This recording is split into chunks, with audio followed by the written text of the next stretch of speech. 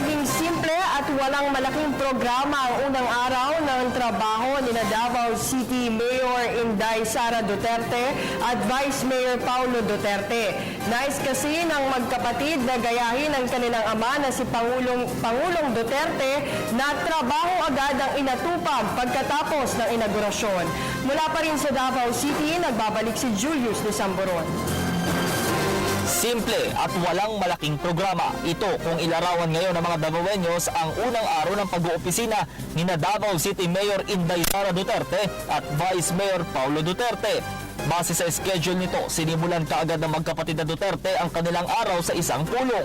Ayon kay Assistant Davao City Administrator Attorney Tristan Dwight Domingo, trabaho agad ang nais ng dalawang opisyal gaya ng ginawa ng kanilang amang si Pangulong Rodrigo Duterte na nagsagawa kaagad ng pakikipagpulong sa mga miyembro ng gabinete. Mayor Inday Sara has not requested any fanfare for her reception. Siguro kasi it's her second time na rin maging mayor, so ganun din naman talaga yung Duterte family, no? Hindi naman sila masyadong into ceremonial or any fanfare when they serve the public.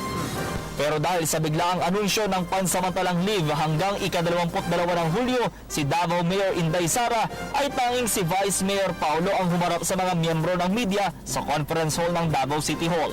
Inaasahan din niya na mas magiging busy ang kanilang schedule ni Mayor Inday Sara, lalo't bukod sa pagiging alkalde at vice alkalde ay magsisilbi silang presidential daughter and son. Samantala, ikinwento naman ng vice alkalde ang ilang karanasan sa pagdalo sa inaugurasyon ng kanilang ama sa Malacanang.